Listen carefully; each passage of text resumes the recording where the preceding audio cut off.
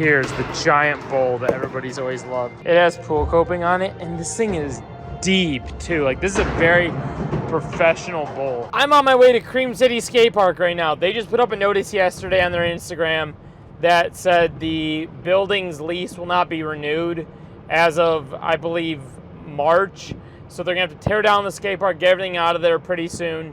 So I'm going there to get one of my last sessions in ever. This is a skate park that also was kind of in my childhood or growing up phase of skating. I always went here with a bunch of friends. I definitely remember like the era of like our parents dropping us off here kind of thing. It's in Wisconsin, it's not in Illinois, but it was definitely one of my favorite skate parks. Like, I felt very fortunate to go there when I was lucky, and I feel very fortunate to go there right now for what could be my last session, if not second to last session. They're gonna be looking for a new unit come March once everything's out of there. And then before the start of next fall, they're gonna hopefully have another skate park up inside of another unit, assuming they find one. To my understanding, brick and mortar places are very difficult to keep open. I mean, we've already kind of seen this in the skate world of things with something like the Barracks. Now, I know that was like a money thing, but brick and mortar places in today's world are hard to keep up. And oftentimes when like city planners look at these places and see the kind of money that these places are bringing in compared to other brick and mortar units around it, and they go, this one's not bringing in the same that like maybe Walmart's bringing in. We got to get rid of this one and put in another Walmart to make more. Everything, it's capitalism. Capitalism, honestly, is the reason in America why we lose places or why people don't renew leases, etc. So the whole situation's unfortunate. You know, I love skating. I hate to see things like this happen, but I do hope for the best for Cream City.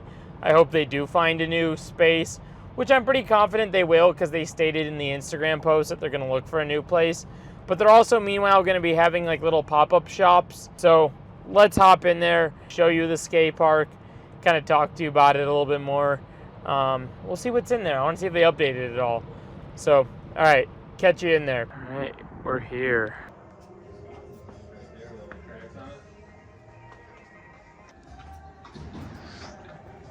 Real quick, if you're new here, you haven't seen my videos before, hit that subscribe button. It says that 99% of the people watching my videos don't subscribe, so hit that button, okay? Up here is the giant bowl that everybody's always loved. It has pool coping on it, and this thing is deep too. Like, this is a very professional bowl. Let's show you what's going on over here. Mind you, this is upstairs too. So they have like a little practice mini to learn some tricks, and this little wavy ledge out of it.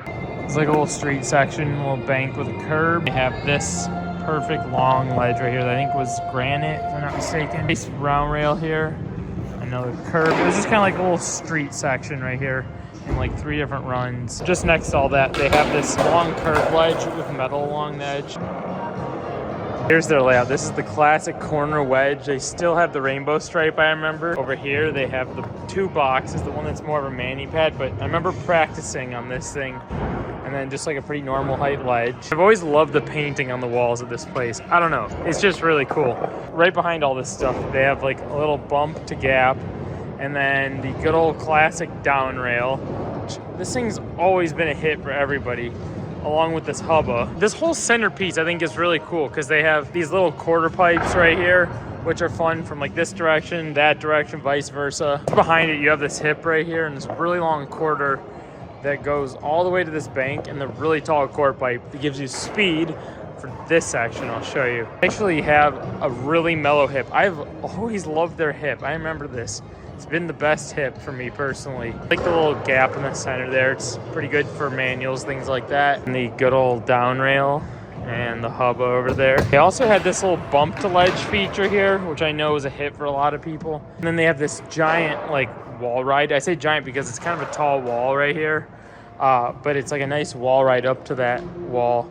And then right here you have kind of a taller quarter pipe and this little mini transition section back here. And then here's a quick view of the whole park, but I'm gonna talk about this real quick. Realizing the audio might have cut like halfway through that. I don't know if it did, but if the audio cut, sorry about that. But man, it's crazy. There's been so many edits. Like, there's even edits on this channel that I filmed here at Cream City. I went to the front desk and asked the owner about this right here, because I remember there being a bowl there, and then I think they had to like move the bowl, which may or may not have been like one of the bowls over here, or just collectively like get rid of a bowl inside there.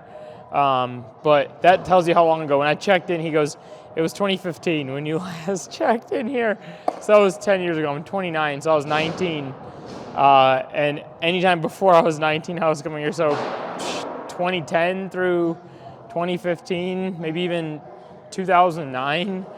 This park goes way back, my childhood. But man, it's sad to see this place that has remained the same, that everyone virtually loves the setup, kind of have to move on. I'm hoping they'll build like the same setup, if not a similar setup, if not better, at the new location. And it sucks because I want to skate here longer today. I want to like film a session and all that. And I looked at the clock, and we're supposed to get like a ton of snow in about an hour from now. And I have a 2-hour drive home, so I got to skedaddle here. At least I got to show you guys the park and talk about it just a little bit. I'll be probably posting more stuff about it pretty soon. So if I don't, I'll give you an update when the new one's up. But without further ado, peace.